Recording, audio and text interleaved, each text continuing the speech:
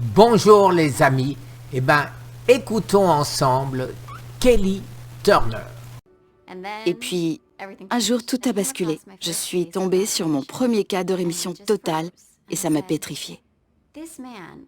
Il s'agissait d'un homme qui avait été renvoyé chez lui pour mourir, avec un cancer du rein de stade 4, et il est toujours vivant 20 ans plus tard. On devrait tous connaître son nom, on devrait savoir qui c'est, même si on ne peut pas l'expliquer.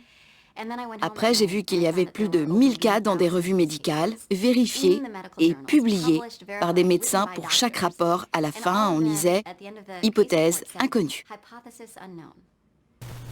Je vais demander à mes deux oncologues, eux aussi, de rédiger un rapport me concernant. Donc, on sait que ces médecins prenaient le temps d'écrire un rapport, mais aucun d'entre eux n'avait pris le temps de chercher à comprendre. Et c'est là que je me suis mise en colère. Il y avait 1000 cas de gens qui ont vaincu cette maladie et on les ignore, on ne va rien faire. Je n'étais pas d'accord. J'ai dit à mes professeurs de Berkeley, je veux faire une thèse là-dessus, je veux étudier ça. Ils m'ont dit, vous voulez étudier ce que personne n'a étudié? J'ai répondu, tout à fait. Et c'est comme ça que tout a commencé. J'étudie les rémissions totales depuis plus de 10 ans et mon étude a commencé avec un voyage autour du monde où j'ai interrogé des cas de rémission totale de plein de pays et les incroyables soignants qui les ont aidés à y parvenir. Et depuis, j'ai continué à analyser plus de 1500 de ces cas et j'ai recueilli près de 250 témoignages. Ce sont des gens de tout milieu social, de toute culture, religion, âge, et surtout avec tout type de cancer. Il y a eu des rémissions totales et vérifiées pour chaque cancer. Et je trouve ça incroyablement encourageant de savoir que même des malades du cancer du pancréas, du cancer des poumons, avec une grosse tumeur au cerveau qu'on ne peut soi-disant pas opérer, ce sont des exemples de patients qui ont guéri d'un cancer. Est-ce que ça veut dire qu'on va tous guérir? Non, mais ça prouve que ça doit être étudié et qu'il y a une chose incroyable à apprendre. Les statistiques sont impersonnelles. Et vous êtes une personne dont on ne sait de quoi vous êtes capable ou où vous irez. Si quelqu'un vous dit il y a 1% de chance de guérir de votre type de cancer, il faut bien que quelqu'un soit ce 1%, alors pourquoi ce ne serait pas moi? Et les gens que j'ai interrogés ont eu cette réaction. On leur a dit qu'ils avaient 3 mois à vivre. Et ils ont dit, s'il y a 1% de chance, je ferai partie de ce 1%. Et je reviendrai dans un an pour vous montrer que vous aviez tort. Et j'adore cette attitude parce que ça montre qu'ils étaient prêts à tout changer et à tout essayer pour aller mieux. Et souvent, cette volonté de changer, c'est ce qui les a guidés sur leur chemin personnel.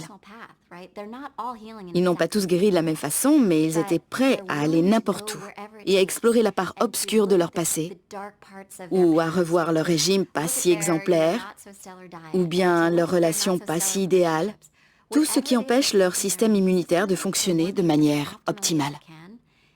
S'ils sont prêts à faire le pas, ils le font. On ne leur avait jamais demandé comment ils avaient guéri, mais interview après interview, j'ai remarqué des similitudes. Pour ces études, il y a l'approche qualitative et quantitative, et j'étudie les deux. Mais quand il n'y a pas d'hypothèse, qu'on fait des rapports, on ne sait pas comment il a guéri, alors il faut commencer par une approche qualitative. Et ça revient à demander à la personne, selon vous, que s'est-il passé? Et vous entrez sans hypothèse, donc vous ne leur imposez aucune de vos croyances, ce qui est important. Parce que dans la médecine moderne, c'est souvent un médecin qui impose ses enseignements sur les patients. Et c'est super, l'enseignement est indispensable. On a énormément de connaissances par la médecine occidentale. Mais ça amenuise notre puissance et notre sagesse sur la façon de mieux se sentir dans notre corps. Alors oui les amis, je me retrouve à 100% dans ce que dit et décrit Kelly. En tout, j'ai découvert 75 choses que ces gens ont faites pour guérir. Mais peu de personnes utilisent complètement ces 75 choses. Néanmoins, en regardant les données, ils en avaient 9 en commun. Voilà comment j'ai trouvé ces 9 facteurs. Ce n'est pas moi qui les ai trouvés, ce sont eux. J'ai juste écouté. Le reste, c'est mental, émotionnel et spirituel. Les 2 choses physiques qu'ils avaient faites, c'était changer leur régime alimentaire. Comme vous pouvez le deviner, ils ne mangent pas plus de donuts, mais ils mangent beaucoup plus de fruits et de légumes.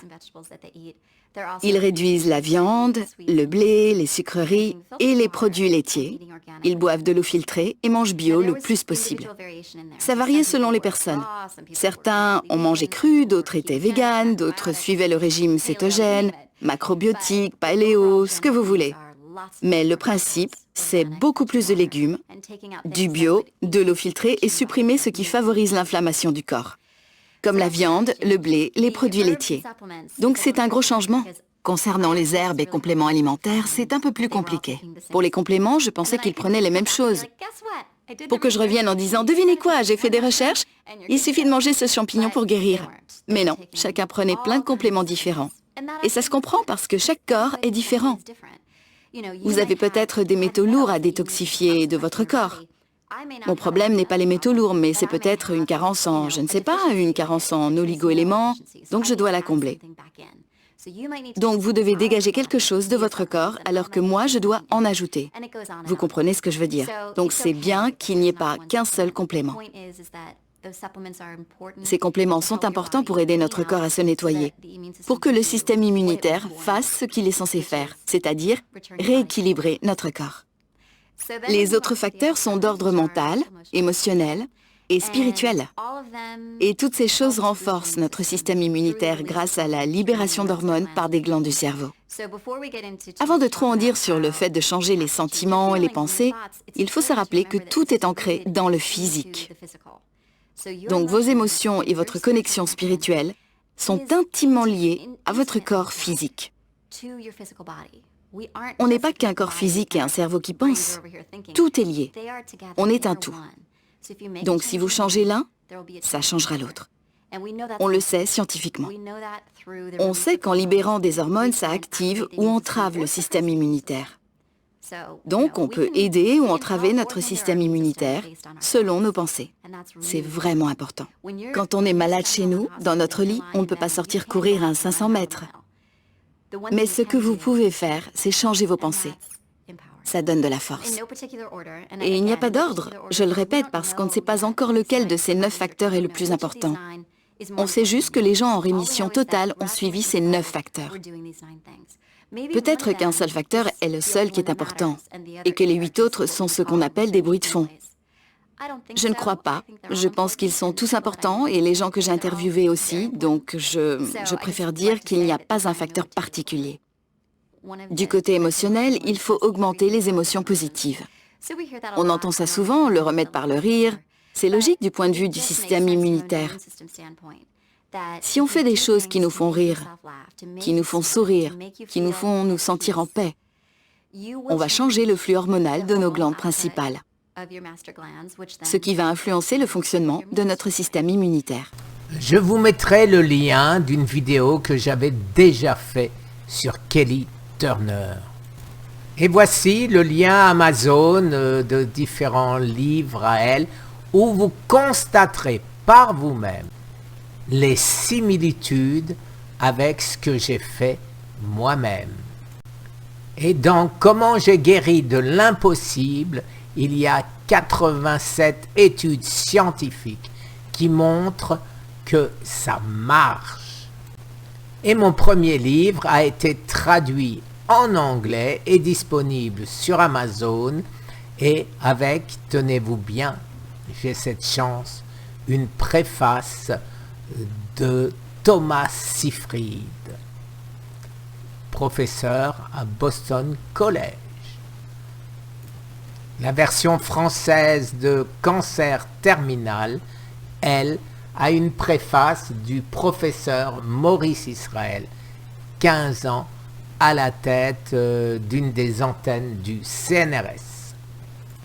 Alors la nouvelle orientation de ma chaîne 2022, c'est de vous donner les clés de la rémission, une après l'autre, que ce soit l'alimentation, les nutriments et le moral.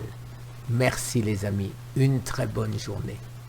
À demain, on commence avec la mélatonine en compagnie de nos 2 médecins préférés. 19h30 demain, lundi.